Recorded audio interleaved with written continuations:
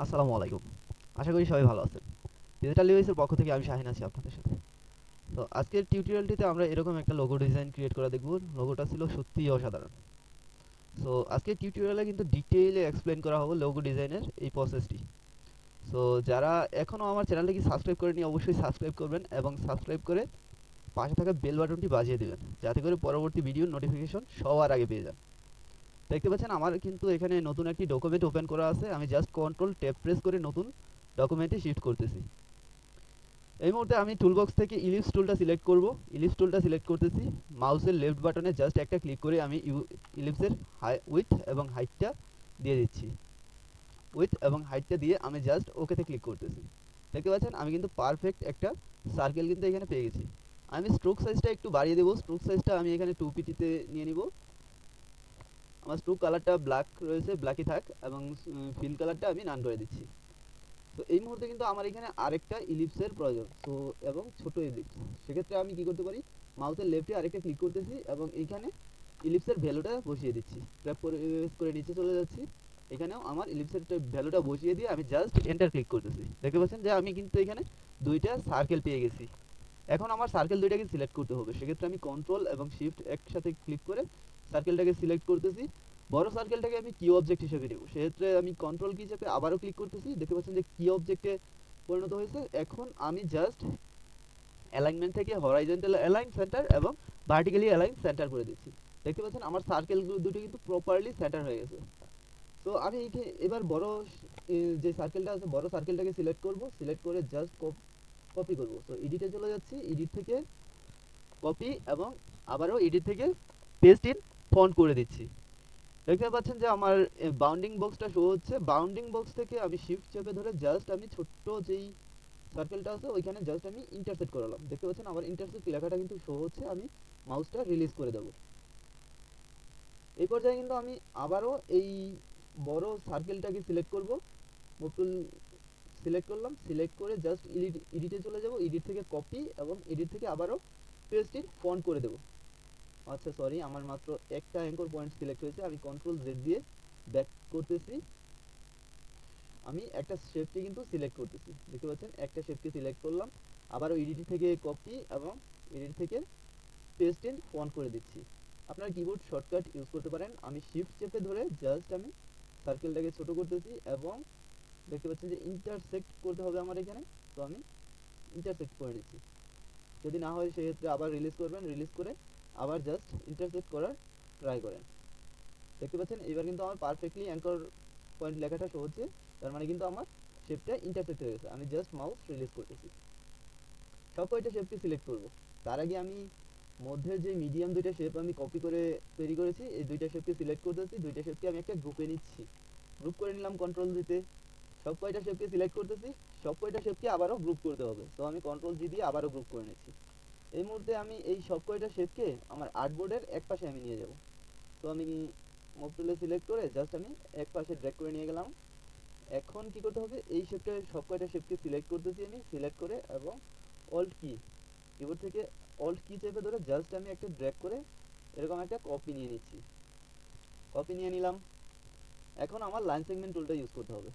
তো দেখতে পাচ্ছেন এখানে কিন্তু আমার উপরের টপ যেই সার্কেলের স্ট্রোকটা আছে ওটা কিন্তু আমার স্ন্যাপ করতেছে। দেখতে পাচ্ছেন আমি জাস্ট এইখানে একটা অল্ট কি প্রেস করে জাস্ট আমি এখানে লাইন ড্র করব। সেক্ষেত্রে কিন্তু আমার দুই দিকে লাইনটা সমানভাবে বড় হয়ে যাবে। আমি জাস্ট এখন রিলিজ করে দিচ্ছি মাউসটা। সেকেন্ডটা সেম একই কাজ করব। এইখানে অল্ট কি প্রেস করে জাস্ট লাইনটা ড্র্যাগ করুন, দুদিকে সমানভাবে লম্বা হয়ে যাবে লাইনটা। এখন প্রয়োজন মতো নিয়ে জাস্ট মাউসটা ছেড়ে দিন। সেম কাজটা আমি আবারও করব। দেখতে পাচ্ছেন আমার স্মার্ট গাইডটা অন থাকার কারণে কিন্তু আমার এখানে খুব সুবিধা হচ্ছে, কারণ আমার কিন্তু স্মার্ট গাইডটা আমাকে সাহায্য করছে যে যখন আমার এই শেপটা ইন্টারসেক্ট হচ্ছে, দেখতে পাচ্ছেন যে ইন্টারসেক্ট লেখাটা আসতেছে, তার মানে কিন্তু আমার প্রপারলি শেপ কয়টা আঁকা হয়ে যাচ্ছে। তো আমি চারটা লাইন এখানে ড্র করে নিলাম। এই মুহূর্তে আমি সব কয়টা শেপকে ধরে আমি জাস্ট গ্রুপ করব। কন্ট্রোল জিতে গ্রুপ করে নিচ্ছি। গ্রুপ করলাম। গ্রুপ করার শেষে আমি এডিট থেকে কপি করব, আবার এডিট থেকে পেস্ট ইন ফন্ট করব। পেস্ট ইন ফন্ট করে বাউন্ডিং বক্সটা ধরে আমি জাস্ট শেপ কয়টাকে ঘুরিয়ে দিচ্ছি। দেখতে পাচ্ছেন আমি শেপ কয়টাকে কিন্তু ঘুরিয়ে দিলাম। এখন সব কয়টা শেপকে আমি সিলেক্ট করি। শেপ কয়টাকে একটু ছোট করে নিচ্ছি। অল্ট শিফট কি একসাথে হোল্ড করে রাখলাম, কন্ট্রোল 0 দিয়ে ফিট অন স্ক্রিন করে নিলাম। এই মুহূর্তে আমার এই সার্কেলটাকে সিলেক্ট করতে হবে। দেখতে পাচ্ছেন আমার অবজেক্টটা গ্রুপ অবস্থায় আছে, আমি আনগ্রুপ করে নিয়েছি, কন্ট্রোল শিফট জি দিয়ে আনগ্রুপ করে নিলাম। সার্কেলটাকে সিলেক্ট করব, সার্কেলটা সিলেক্ট করলাম, এটা গ্রুপ অবস্থায় আছে, কন্ট্রোল শিফট জি দিয়ে আনগ্রুপ করে নিলাম। এই মুহূর্তে যেই মিডিয়াম শেপ কয়টা আছে এই সব কয়টাকে শেপকে সিলেক্ট করলাম এবং অল্ট কি হোল্ড করে রেখে আমি একটা কপি নিচ্ছি, একটা কপি নিলাম এবং শেপটাকে রোটেট করতে হবে, রোটেট করে নিচ্ছি, শিফট কি হোল্ড করে রাখতে পারেন। এখন জাস্ট আমি শেপটাকে ধরে মুভ টুলে চলে যাচ্ছি, ভি প্রেস করে মুভ টুলে চলে গেলাম। এই সার্কেলটার সেন্টারে ধরে জাস্ট আমি এটাকে এইখানে দুইটা লাইনের মধ্যে আমি ইন্টারসেক্ট করাবো, কারণ ইন ফিউচার কিন্তু আমার শেপ বোল্ডার দিয়ে শেপ কয়টা কাটতে হবে, সেক্ষেত্রে ইন্টারসেক্ট হওয়াটা কিন্তু খুবই জরুরি। শেপ দুইটাকে সিলেক্ট করতেছি, আমি আবারও অল্ট কি চেপে ধরে জাস্ট একটা কপি নিচ্ছি, আচ্ছা কন্ট্রোল জেড করতেছি, আমার দুইটা শেপকে কিন্তু এখন কপি নিতে হবে, সেক্ষেত্রে আমি কন্ট্রোল শিফট দিয়ে এইখান থেকে কপি নিচ্ছি, আবার অল্ট কি চেপে ধরে, সরি এটা কি গ্রুপ হয়নি, এটা সিলেক্ট করতেছি, এটা সিলেক্ট করতেছি, দুইটাকে গ্রুপ করে নিচ্ছি, কন্ট্রোল অল্ট চেপে ধরে কপি নিচ্ছি। আচ্ছা এখন আমি এটাকে রোটেট করে নিচ্ছি, মুভ টুলে আসি, আমি অন্য একটা টুলে চলে যাচ্ছি, কন্ট্রোল কি ধরে জাস্ট আমি এটাকে রোটেট করে নিচ্ছি, রোটেট করে নিলাম এবং সেন্টার পয়েন্টটা ধরে আমি এটাকে এইখানে বসানোর ট্রাই করি।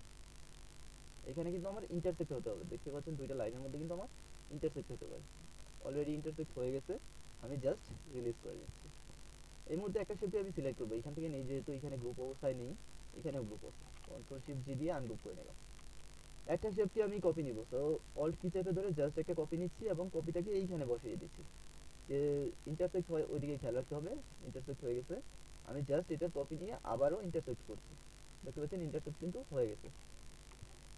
আমি দুইটা শেপকে সিলেক্ট করতেছি, সিলেক্ট করলাম, কন্ট্রোল জিতে গ্রুপ করে নিলাম এবং আরেকটা কপি নিব, এখানে কপি নিয়ে জাস্ট এখানে বসানোর ট্রাই করি, ইন্টারসেক্ট করতে হবে সেহেতু আমি সেটাকে সরিয়ে আবার আমি পজিশন মতো বসানোর ট্রাই করি, একটু সরিয়ে নিচ্ছি, ওকে মেবি ইন্টারসেক্ট হয়ে গেছে,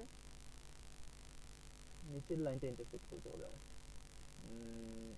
ওকে ইন্টারসেক্ট করার ক্ষেত্রে একটু সময় কিন্তু আমাদের নিতে হবে, কারণ যদি ইন্টারসেক্ট না হয় তাহলে কিন্তু ইন ফিউচার আমরা শেপ বোল্ডার দিয়ে কাটার ক্ষেত্রে আমাদের খুব অসুবিধা পোহাতে হবে। তো আমি একটু জুম ইন করে নিচ্ছি যেহেতু আমার কাজ করতে সুবিধা হয়, দেখতে পাচ্ছেন এই ক্ষেত্রে কিন্তু আমার চারদিকের লাইনটাই কিন্তু স্ন্যাপ করতেছে, তার মানে সমানভাবে ইন্টারসেক্ট হচ্ছে, আমি জাস্ট মাউস রিলিজ করতেছি, কন্ট্রোল জিরো দিয়ে ফিট অন স্ক্রিন করে নিলাম।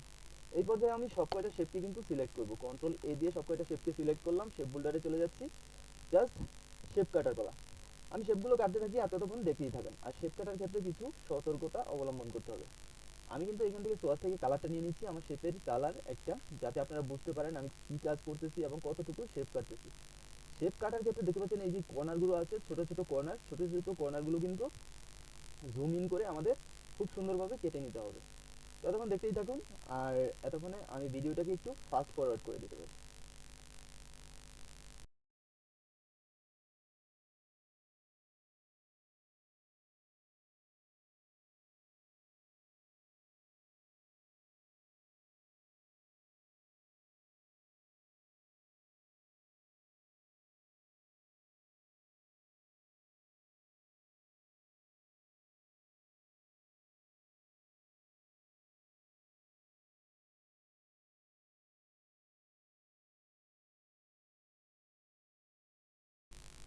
দেখতে পাচ্ছেন আমার শেপ কাটা কিন্তু প্রায় শেষ, তো আমি জুম ইন করে দেখে নিচ্ছি, আবারও চেক করে দেখে নিচ্ছি যাতে আমার কোনো জায়গায় শেপ কাটা বাকি রয়েছে কিনা।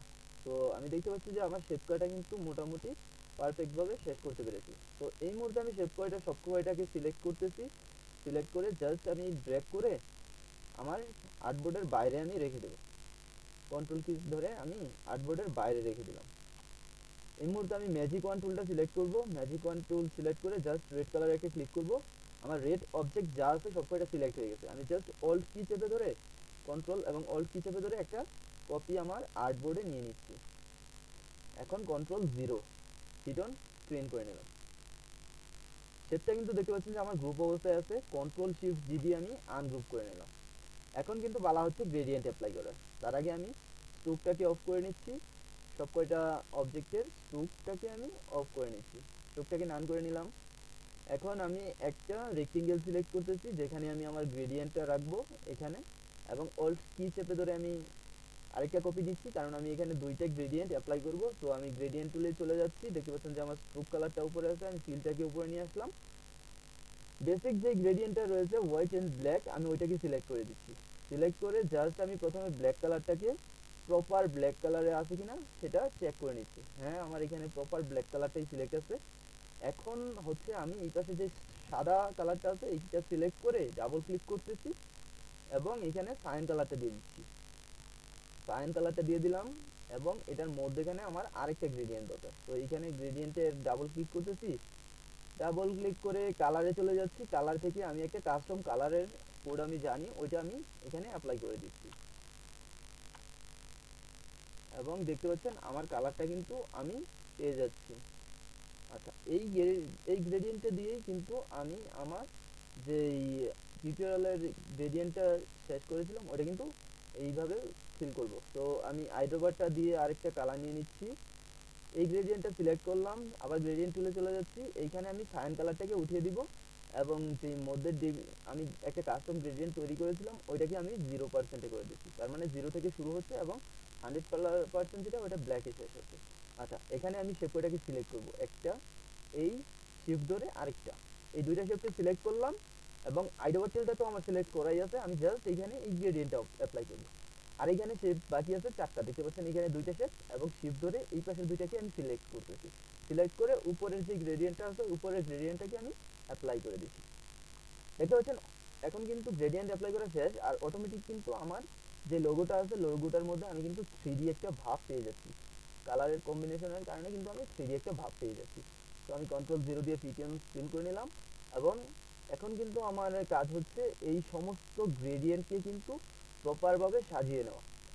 আমি যতক্ষণ পর্যন্ত গ্রেডিয়েন্ট সাজিয়ে নিচ্ছি ততক্ষণ পর্যন্ত দেখতেই থাকুন, কারণ এখনো আমাদের এখানে আরেকটু কাজ বাকি আছে। আর ততক্ষণ ভিডিওটা আমি একটু ফাস্ট ফরওয়ার্ড করে দিতে পারি, আপনারা দেখতেই থাকুন।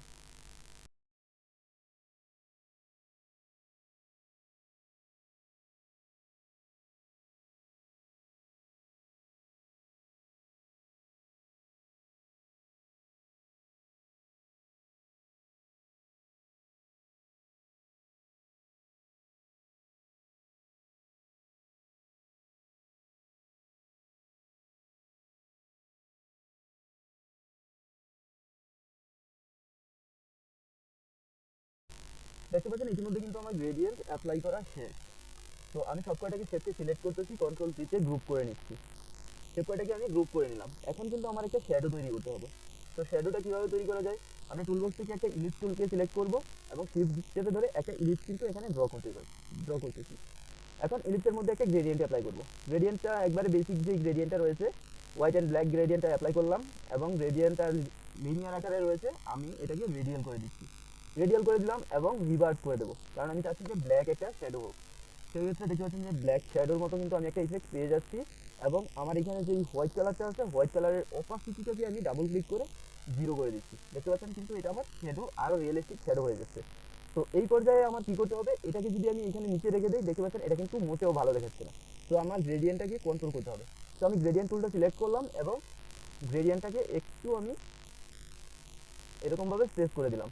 আচ্ছা, এই মুহূর্তে আমার গ্রেডিয়েন্টটা লোগোর উপরে আছে, তো আমি এটাকে পিছনে পাঠাবো। তো তার জন্য আমি মাউস থেকে রাইটে ক্লিক করতেছি, এখন অ্যারেঞ্জ থেকে সেন্ড টু ব্যাক করে দিচ্ছি। দেখতে পাচ্ছেন লোগো শ্যাডোটা কিন্তু আমার লোগোটার পিছনে চলে গেছে। এইভাবে কিন্তু আমরা চাইলে আমাদের শ্যাডোটাকে অ্যাডজাস্ট করতে পারি। তো আমার ডিজাইন কিন্তু রেডি হয়ে গেছে, আমি কন্ট্রোল-A দিচ্ছি এবং কন্ট্রোল-V দিয়ে সব গ্রুপ করে কন্ট্রোল-2 দিয়ে লক করে দিচ্ছি। তো ভিডিওটাও কেমন লাগলো অবশ্যই কমেন্টে জানাবেন। যারা ভিডিওটিতে লাইক করেননি লাইক করবেন, শেয়ার করবেন, সাবস্ক্রাইব করবেন এবং সাবস্ক্রাইব করে অবশ্যই পাশে থাকা বেল বাটনটি বাজিয়ে দিবেন যাতে করে পরবর্তী ভিডিও নোটিফিকেশন সবার আগে পেয়ে যান।